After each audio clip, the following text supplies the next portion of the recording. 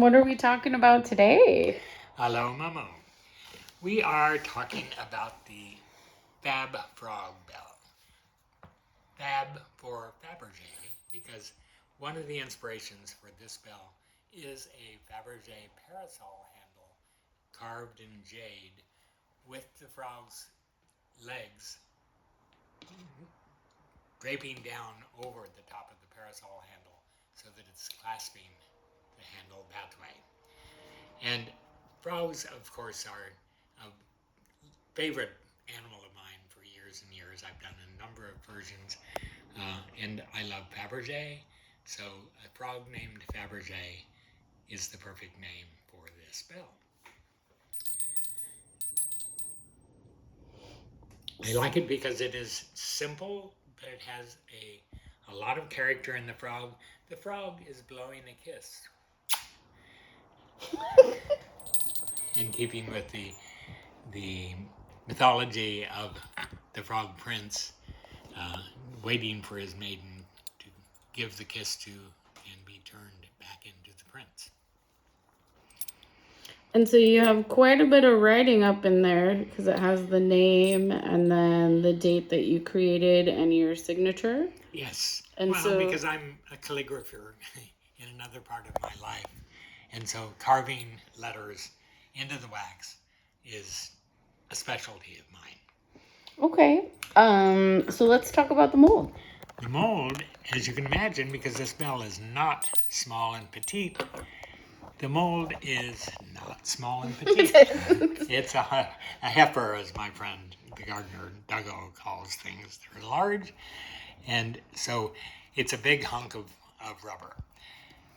As always, beginning to do the cut from the sprue, which is the only opening in that block of vulcanized rubber, so that I can follow then down that sprue, having to work hard to split and pull that much rubber that far away, especially when it's still attached down below, because then I can go dig in at a point and ascertain where I can cut what is going to be the core inside the mold, keyed that in with a circular key on one side and an angular key on the other, so that I know which key is which part of the bell is going to fit into which other part of the bell. So that piece, once it's cut open, it becomes the core, and it pulls that core out of the wax that we've injected in this mold while the mold is hugging the wax inside. So, but when you originally cut this mold, it would have been with the master. And so what I'm interested in is how you made this cut. Well, I just have to reach up inside and with the scalpel and cut very slowly where the clapper hanger fits. Yeah, so let's show that part because you can see the hole of the clapper hanger through here, and this splits apart from around that clapper hanger to get the wax free and leave the hanger attached. Okay, so there you definitely got we're seeing some more texture here so that it meets up nicely. And then you can actually even see the detail of that fine calligraphy that you created on the surface of the core. And then let's talk about, so there's quite a few hollow points on this frog where his legs and feet separate, as well as where he's blowing a kiss.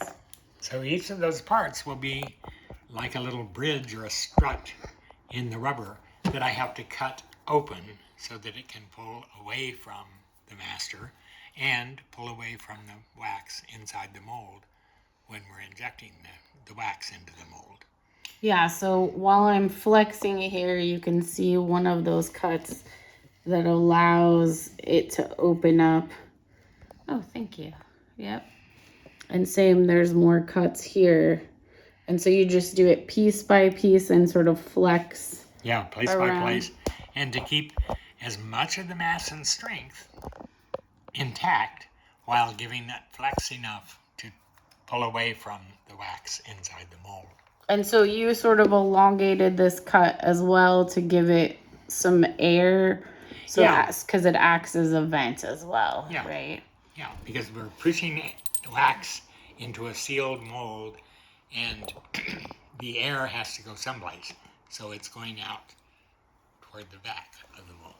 Cool. And we don't have the clapper mold here with us today, but it's fairly simple. Yeah. Thanks for sharing your knowledge with us. Sure.